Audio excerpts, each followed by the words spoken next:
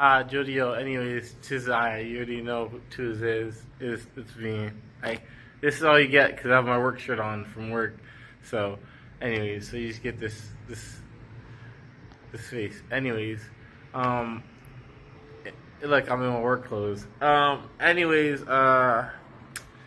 watched this movie called Disciples in the Moonlight. I'm here to review it. Per your usual, tis I. You already know who it is. Um, Long story short, the movie is decent. Okay, it's a Christian movie. If you like Christian movies or whatever, it's a subgenre and stuff like that. I like Christian movies are known for being cheesy and tacky. This movie overall is decent. That's the whatever. It's just the movie's decent. Okay, it's not bad. It's watchable. The cinematography is really, really good. It's not like because the last Christian movie I watched, Christian movie yada yada, was The Shift, and The Shift was good. It's still like bad, like bad actors and all the cliches of like tacky Christian movies. But The Shift was good. Like it was enjoyable to watch. It had flaws obviously, but it was good. This movie wasn't The Shift. It tried to be like a superhero movie. There's like random times it's like, all right, we're a superhero movie. We're just gonna have the score of a superhero movie. The score itself is not good because it doesn't really exist. Like when the movie opens, you're supposed to hear a score and it's supposed to be like, oh wow, no score. Okay.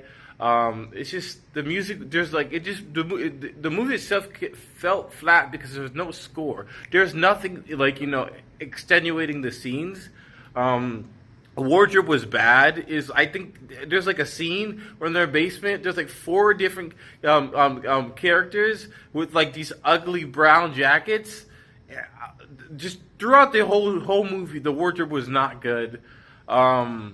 And I don't even notice stuff like that, but it was just very noticeable. I think the scenes themselves and the settings were interesting. I think the ending had a really cool element to it, and I think that's the bright side of whoever this director was. I think there was a lot of bright spots in this movie and a lot of really cool ideas, like how they did the ending with the reveal of the method of which they smuggle stuff. I thought was interesting and cool. I think there's like even just a reveal of just the Bible's in one in the basement, just like a simple reveal. I thought was interesting. I think the director, whoever directed this, has potential. He was decently in acting in it. I think the writer should have not been in the movie. They should have had another actor. And then again, I'm saying overall the movie's decent. But I'm nitpicking and kind of bashing it because it deserves to be bashed because there's a lot of miscues and just it just wasn't like coherent. It wasn't like smooth. There was never a good run in the entire movie where it's like, all right, this is a good scene, this is a good part, this is a good part. It was like, this is a good part, and it was going to be disjointed and kind of be connected, and this kind of be connected, and then we want to be a superhero movie, but then it's also a family drama, but then hold up, it's actually an action thriller. I never got a clear identity in the movie. But overall, the movie is decent. It's just a lot of these kind of like all over the place things in there that kind of just took you away from what the movie was really about. I thought it was interesting. It didn't answer anything, so it posed up a lot of these questions about like the Bible being homophobic and sexist, and then it didn't answer them. It just kind of said sin is sin, which like again is 2024. You have to like if you're gonna have I'm a Christian, but I strongly believe that the Bible is homophobic and sexist, but I still believe in the Bible. I still think it's true. I just don't think those things are fair. I don't think they make any sense. But I still have faith. I'm a straight male, but I think there's a lot of I know there's a lot of queer people out there, the queer community, who are proudly themselves, but also they believe in the Bible and they believe it's true too. So, I think it did answer the question. It poses questions that it doesn't answer. It just says sin is sin, which is not enough to Like you're right. It's a movie. You have to really explain it and give your explanation to your point of view. I feel like it never really does that. I think I think the director was so, but I think he had good moments, good ideas that kind of saved him. Casting decisions were poor. Like, so you had the best actor in the entire movie is Miles Cloesi. All right, he's like this very stereotypical.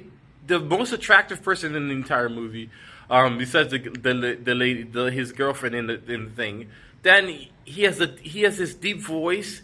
He looks the coolest, and he's relegated to the bench. I was like, what?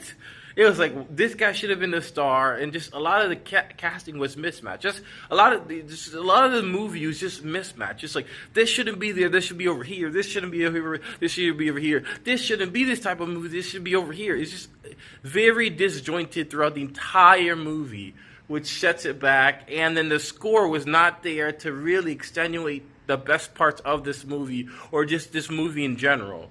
But I mean, I think it's interesting. I think the cinematography was good. There's enough cohesion and enough like rhythm in this movie for it to really be interesting.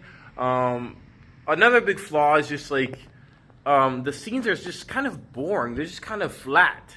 All right, we're going from one talking scene to another talking scene to another talking scene, but kind of pay attention and not get bored. Like, I closed my eyes a couple of times because I just got out of work. You know what I'm saying? I can't be staying awake for all this time for them to do this dry.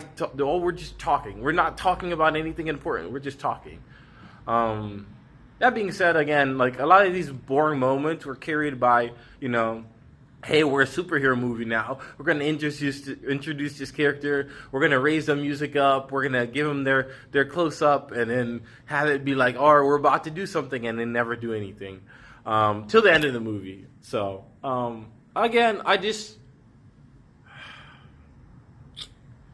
it's very frustrating and kind of annoying, but there's a lot of good parts in it that really...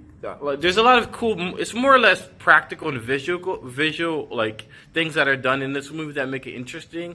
But the story itself is kind of like never really addressed. The story is never really like fleshed out at all. I feel like a lot of the movie is really just one scene like extended of them doing the heist, doing the smuggling. I feel like that's like 67% of the movie is them preparing and executing on that. When there was not enough backstory, there was not enough just character development at all. You basically got little to no character development, and in the intro and the end part was cool, but again, there's not